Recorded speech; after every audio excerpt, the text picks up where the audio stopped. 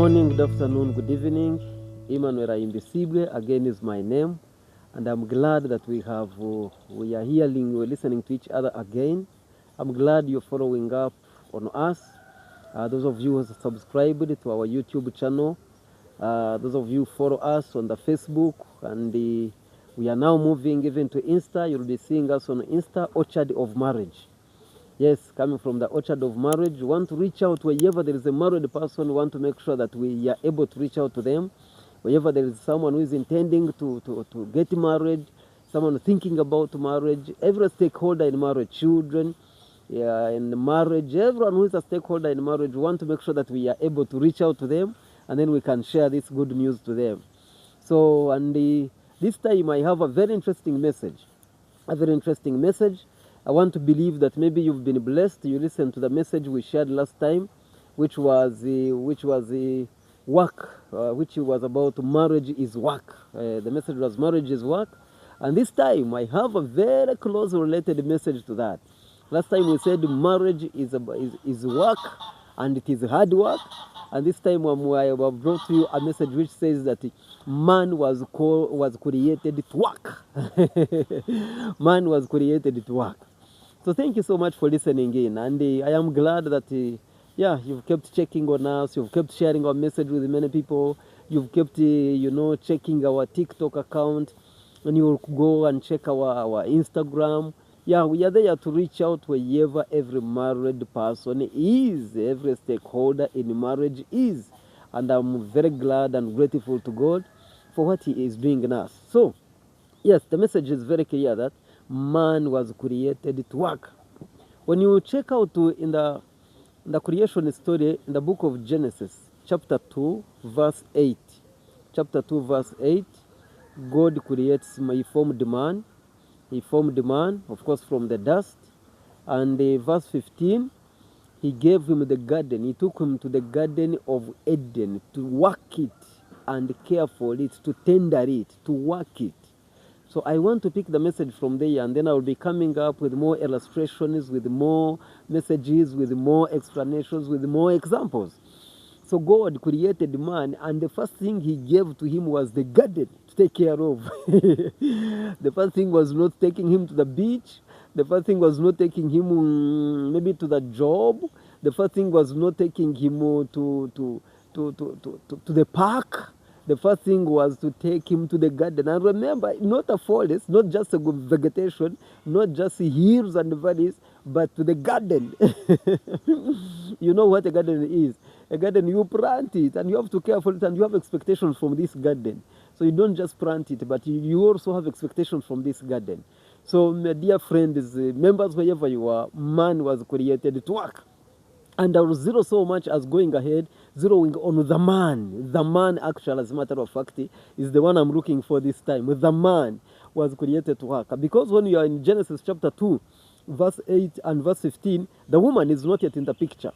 And I would want to share a lot of the inspirations of God from God about this message that, talking about the man created to work. Friends, I want to, every man, we are born with that instinct, with that motivation to do work, to be productive, Every man around you, he is born with a zeal, with a motivation to change the environment around them, to take control, to rule over the environment around them, and change whatever is around them. Every man has that inner move, inner force, inner effort, inner force that moves them to make sure that they are able to change something about their environment. Make sure they are able to change something about their country, their economy, their community. They have that inner move, the inner drive to change. And the men will be so much frustrated. You'll meet men who are frustrated, who are looking downcast, who are looking so low in the spirit. Why? Because they feel they have been unable to change anything around their community, anything around their environment. It is not just about money. Man is not just running after money. Every good man is running about changing the community, changing the environment, changing what is around them, what is within their means of control. They want to change what is around them. They want to change what is around them. For that matter, when a man that is jobless, let's now go to the job. When the man is jobless, when the man does not have work, yes, they will be downcasty, they will lose morale, they will look frustrated. And the next thing that you need to give them, it is not to give them money. When a man is down because they have no work, they have no job, they are there at home, what they are suffering from is not the lack of money. It is true they need money to meet the needs of their family, they need money to meet the needs around them, but the biggest thing that you can do to a man is to give him work. Is to give him work. In our country, in our local area, there's this word of kameza money. Most likely, you'll not meet many people who would expect kameza money from the wife. Just in case the wife has work and the man does not have work, or has job and this one does not have job, just in case of that, the man, it will be very hard that the man expects kameza money. He may expect support. He may expect to be, given some support, to be uplifted, but not necessarily in terms of giving him handouts. So even before I reach there, some of these economies that have believed in, giving money to people in the name of startup capital, in the name of entandikwa, in the name of whatever. Let me end there. Whatever this money that we're taking in the community to give to people by cash is not the way for good for men. Men expected to have, being poor is not the lack of money. Being poor, normally, people will tell you it's about the people's mind. The capital that people are saying that I lack capital, I need capital to do this and this. Normally, it's not about money. Capital, most times, it is about the working of your mind, the working of your mind, your head, how you can use it, to make sure you stretch it, If we were all given maybe some equal amount of money, maybe 10 men, how different are we able to use that money? How able are we ready, can we use that resource? So dear friends, when we are talking about poverty, the first poverty is within the mind. The first poverty is not necessarily lack of money. The first poverty is within the mind. So, that's the difference, dear friends. So I want to challenge you, dear friends, that we were created to work. This world around us, we are there to make sure we can change it, we can revolutionize it. So any man who does not have work, any man who is struggling, any man who is jobless, he is a demotivated man, he's a frustrated man, he's a man, who is just down there, downcast. And I'm talking of good men. I know you are having pictures of these men always asking you for money, especially when you are a wife who is only depending on you. Every time he wants to see your salary, every time he's asking for, hey, you got salary, where did you put it, where did you spend it? We are not talking about those men. I will not go there. Those men who are always at home on the TV, watching the TV all the time from morning to evening, I'm not talking about those ones. Those ones are just seated at home, or maybe they wake up, put on the shoe, go back to the stage and come back. I'm talking about men who are ready to work, men who want to change the environment around them. Those are the men that God created, and He put them in the garden to work it and tender it, to make it productive. Every good man wants to see that he is productive in his life. He wants to see that he is productive in whatever he is doing. He wants to see that he is changing the environment around them. They are putting up this. The number one motivation to a man, number one fulfillment to a man is seeing that he is yielding in his work. He has work and is changing the surrounding around him, the environment around him. That is the fulfillment number one to a man. The Lord has been telling us in this very scripture that in this Genesis chapter 2, when a man was created, the first thing he was exposed to was the garden, and was asked to work at this garden. But when a woman was created, the first thing she encountered was praise. The woman, when she was created, the first thing the man woke up and saw this woman, and the first encounter, the man said, "Oh, bone of my bone, flesh of my flesh, the bone of my bone, flesh of my flesh, you will be called woman." So the woman, the first thing she received was praise. So that's why as often as possible, a woman expects praise. A woman expects appreciation. A woman expects to be applauded.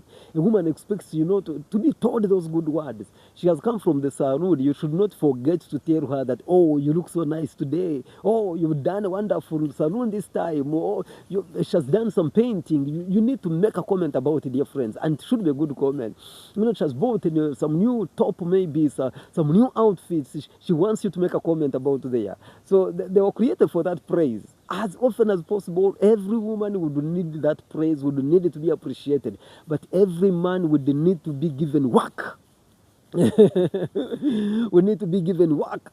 That's why maybe if you have workshops where people are assigned some practical work, men are likely to be motivated in that. Men are likely to be motivated where they are participating. They participate to the way of changing the environment, of training people. Is likely to work for men more than maybe the other gender.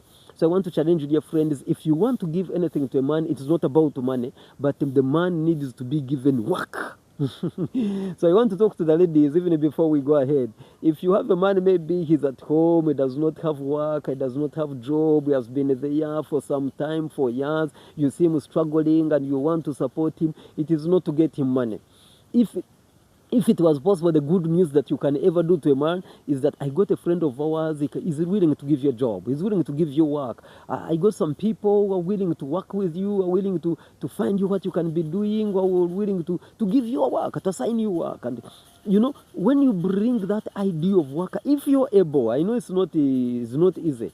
We are all struggling in our different economies. But dear friends, the good news you can give to a man is to give him work. Not to give him money. You're giving money, it will be over, it will be finished. But a man wants to see that he's making some contribution to the environment, some contribution to the national, GDP, the national GDP. So a man is called it work. And I've brought some good nuggets to share with you about this work that I'm talking about. You may need to listen to it, you may need to keep following up. Let me tell you, dear friends, when we are talking about work, we are saying that, in where we come from, in our communities, in our economy, in our countries, it is not true that there are men who have more money. If you're talking in the bank accounts, people have saved a lot of money. It is not true that there are men who have a lot of money more than women. It is not true that there are men who earn far much more than women.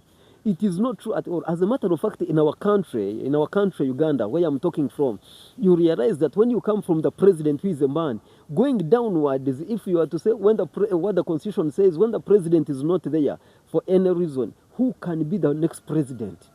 In the hierarchy of the constitution, you are likely to find that so many, like up to 5, they are like women, maybe like one man. Many of them are women. That means they earn very well. They have a lot of money. We have in these corporate places, the women who earn a lot of money, huge amounts of money. But let me tell you, they will have a lot of money. They earn very high. But if you're talking in terms of productivity, if you want to count how many real estates do we have, you are likely to have to find that all the topmost real estate places or companies, they belong to a man. You are likely to find, if you're asking these arcades downtown, they belong to who? You are likely to find that most of them, they belong to men. Women will be far somewhere down there. If we go in agriculture, and you are talking of serious commercial agriculture, you are talking of stock farms, you are talking of, commercial agriculture, that on big mileage of land, you are likely to find, not big mileage, big area of land, which is in square miles. That's what I wanted to bring.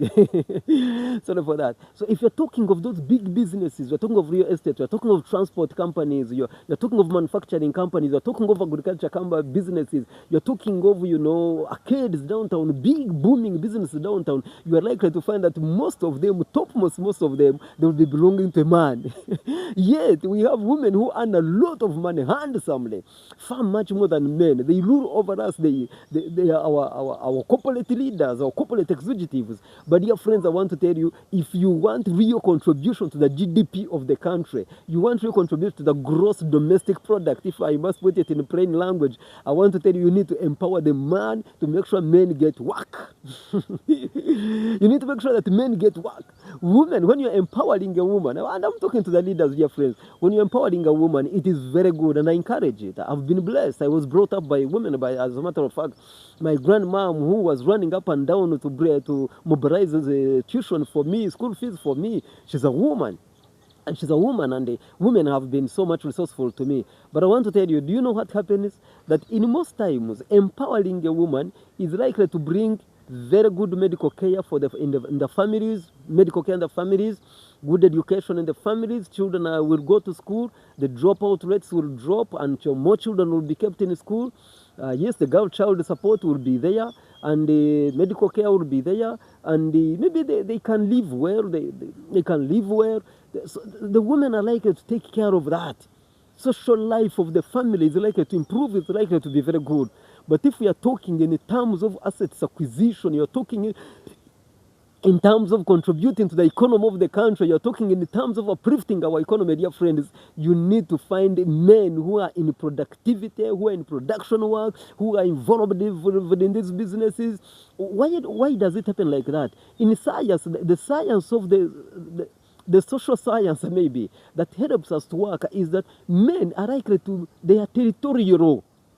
They want to look at conquering. They want to look at conquering.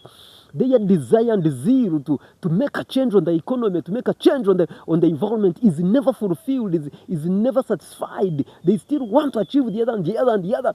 He's in transport business, in manufacturing business, in agriculture business, is in what business, is in real estate. You'll find them up there. They want control there, to overtake that, to take over that territory, and that territory and that territory. So those are the men that I'm talking to you. Those are the men I'm telling you about. That's the heart of the man. If your man is not yet there, of course, not all of us will be in real estate, and of course, some of us we are at a lower level. But I'm talking that even at the lowest level where you are, you will see a man, taking over territory. He's maybe putting up some tomatoes, so growing some vegetables. He's having some goat somewhere. He's having some chicken somewhere. He's having this and this. He's working around the house. He's working around that and that. He's able to multitask in terms of productivity. Even when they say men are not good on multitasking, when it comes to being productivity, dear friends, the work that God called us to do, I want to tell you, dear friends, men will multitask enough. They will come to sleep at 2 and at 4 they are waking up to go and work again.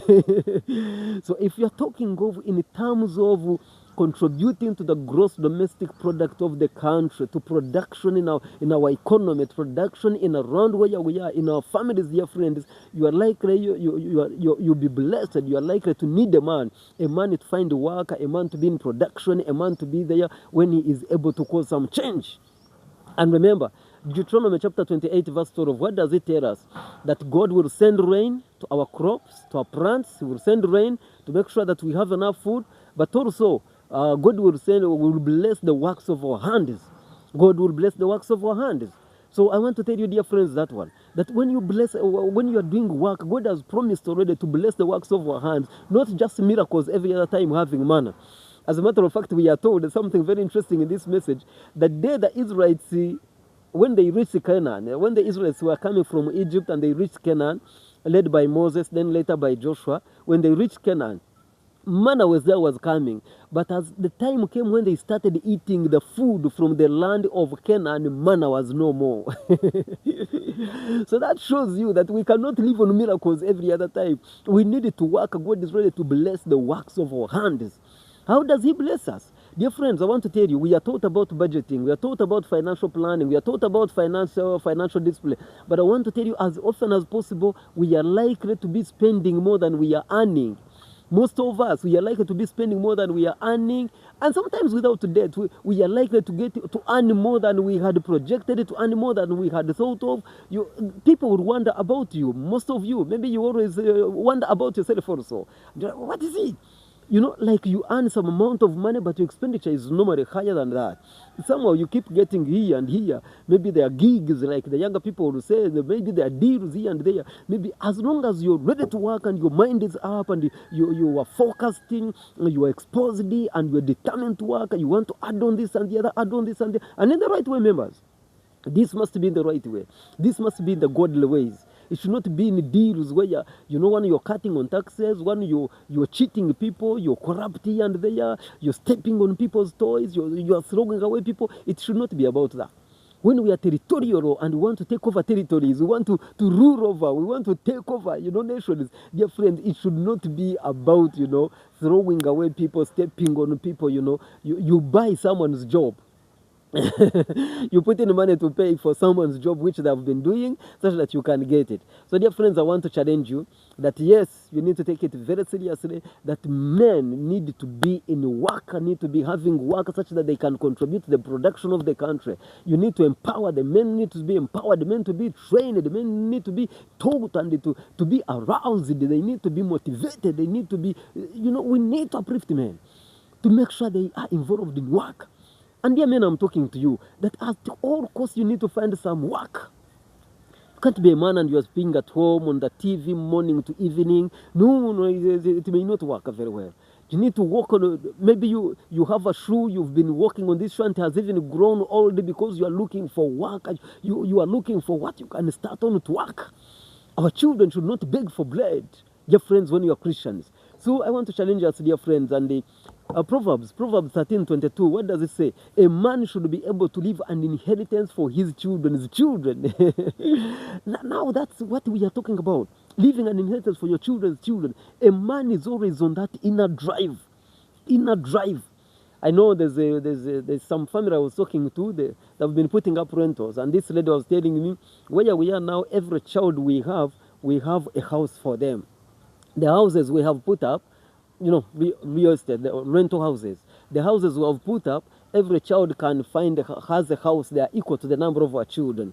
And they are putting up more and more and more and more. Dear friends, that's very good that we are leaving an inheritance for our children's children. But and we are never at home. You want to do this and the other and the other and the other and the other. We want to be found working. So when you find yourself tired in this world, you find yourself so stressed in this world, you find yourself, growing where I want to tell you, if it is about work, that is the right way to go. That's the right journey to go to. You need to be found in work. Yes, I've been following up why people shift. Especially like people have been shifting from our southwestern Uganda and have been coming to the western Uganda, they've been coming to central Uganda, they've gone to the east, people are shifting. Most of them, they are shifting because they are telling you, I did not have enough land. I was staying in a plot of land. I wanted where I can find acres. Where you're staying, you can sell just a plot of land, you go to the other region of the country and you're able to buy like 5 acres of the land. And some men have shifted for that, because they feel they want to be productive, they want to be working. So when you see this immigration from one region to another, from one area to another, in most times, some of them, they are looking for where they can do more work. They were looking for where they can be more productive. They're looking, and at less cost, be more productive at less cost. To leave an inheritance for your children's children. Every man would need an inheritance. I know sometimes we look at it from the negative side. We are like, men are always thinking like, what if I die? When I will not be there, what will I have left with my children? And sometimes even the wives will remind you, so where will you leave us? Where will you leave us? If he dies, where will he have left us? That's why they are up and down sometimes to also make sure they are productive. Don't go on that motivation. Don't go on that motivation. So dear friends, it is not just about that we will die fast. It's not about that men are the ones around the corner who have been dying fast. But we are trying to leave an inheritance for our children's children. It is scripture. It is by scripture to leave an inheritance for our children's children, dear friends. And that's a fulfillment of the man. When you've been able to acquire enough, when you've been able to bless so many people, you've been able to change communities. Men are there to change communities. Dear friends, it's not just about work for our families, but men should be able to do work that changes their community, mobilize people, train them, speak to them, encourage them, lead them in the right direction, and make sure you change their mindset. Maybe you come from communities where people do not believe in work. You need to maybe to do one-on-one and talk to these men, talk to these younger people, and show them work is part of us. Work is not a curse. Some people want to think that work is a curse. Work is not a curse. Work is, being a co-creator with God.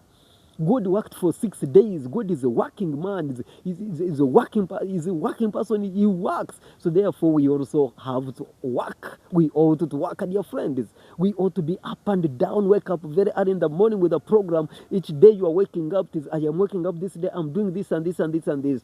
You are going to sleep. Before you go to sleep, you are like, tomorrow I'll wake up to do this and this and this. And that kind of planning will help you. Do I have enough work?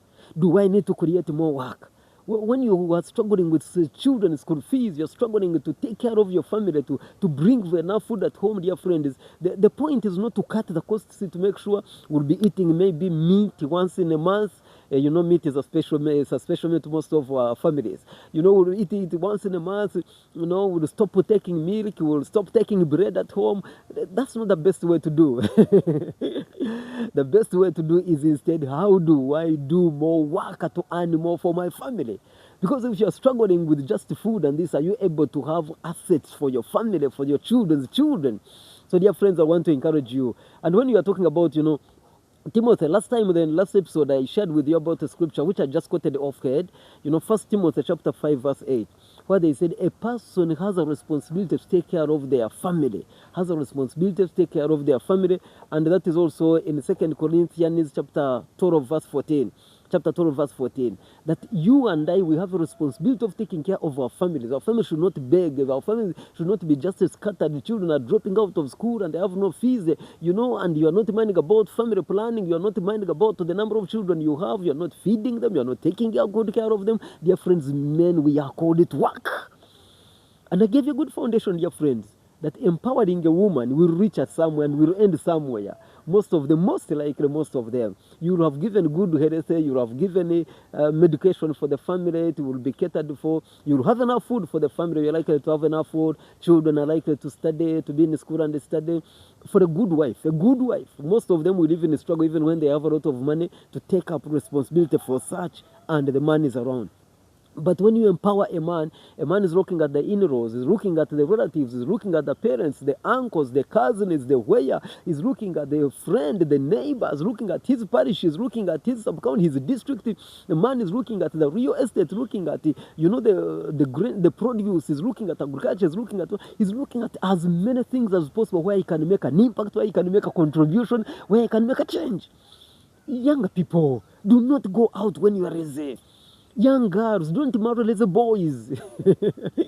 Don't marry lazy boys. I'm telling you again and again.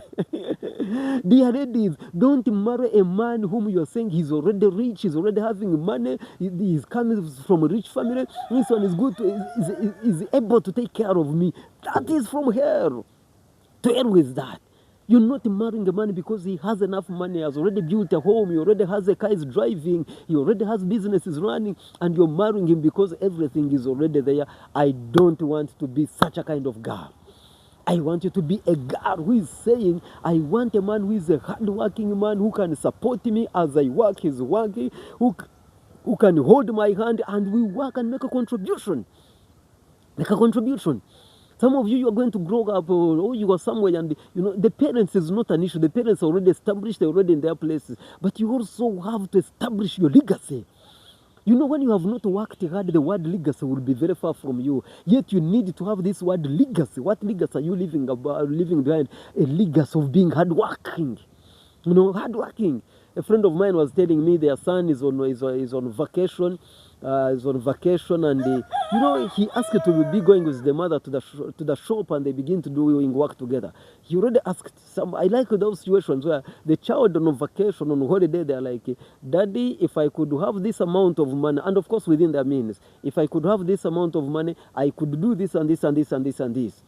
Some of these ones, vacation for senior 6, vacation for senior 4, you can give them some money and they trade in phones, they buy shoes from downtown, they go and sell to their friends, they're buying, maybe they're trading in phone, they're learning how to repair a phone, they're learning how to set up some programs, some systems on phone and the computer, they're learning how to put up this and the other, they're learning up to run some kiosks, they're learning, to do these businesses. And that's what I'm talking about. That should be inside every man. And every man that you want to make a contribution, you want to make a change, you want to influence, you need to get that fulfillment from within.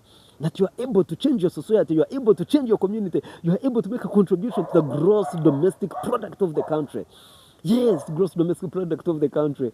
When I wanted also to give you another example. I don't know, it was skipping my mind. That when you have empowered women, these women who are earning very high and they're doing very well. You know, I'm an accountant and I've been in corporate leadership, corporate management for some good time, or almost 20 years now. And I want to tell you, when you have empowered the woman and the woman is an executive officer, most likely one thing you will find in that company is compliance. Maybe there will be her company that she leads will be among the top companies that are very compliant to the tax body, compliant to the social security body, compliant to every compliance way. They are very good on compliance. They are very good on safety. They are very good, you know, when you give them a coin, they are likely to keep it. You are likely to find it the way it is. As a matter of fact, some of the people who have a lot of money in banks, in financial institutions, they are likely to be ladies because they want to see their money there. They want to see, you know, to see it increasing and increasing, growing and growing. Some of them will not even buy onions at home or tomatoes at home, but the bank accounts, they really have a lot of money. But I want to tell you, having money is not being productive. I am talking about being productive, finding yourself doing something, finding about, you know, God did work for 7 days. Each day he was creating something. Each day was making something until the 7th day when he rested. So therefore, and he says he will bless the works of our hands. We need to be co-creators. He put us in the garden to take care of it and till it and manage it. Friends, we are called for work. We are called for work. So don't get weary. We have just started. Don't get weary. Don't give up. We have just started, dear friends. And this is the work that we are called for. So I want to challenge you that this is a command from God. This is an instruction from God. We need to work to leave an inheritance for our children's children. But we also need to contribute the gross domestic product of the country. We need to be influential. We need to be territorial and take over this land and take over the communities, take over the parishes. You and me, we are called to work. A man who does not have any work is an unfulfilled man, and no one will tell it to him. He will feel it within himself that he is unfulfilled. You find them on the stage, they are very disappointed, frustrated, they are unfulfilled because they are failing to get where to start from. But when the man has found where to start from, dear friends, and he is doing work, there's a lot of fulfillment. You have a happy man at home because he have a lot of work, and his work, I see his work touching lives, touching communities, touching so many lives. He's always counting how many people he's employing. He's always touching how many people are benefiting from his company. Every man who's running a company is likely to tell you the statistics of how many people he employs, how many people are benefiting from his company, how many, how many people he has helped, sent to schools, how many people he has supported. You know, he's likely to have all those statistics off his fingertips, because he's called for that. He's called for that. Some of you are always wondering, but he's paying school fees for anyone he meets on the road. He's paying for so and so. He's paying for so and so. He's always up and there and here, there and there. But I want to challenge you, dear friends. That's what a man is called for.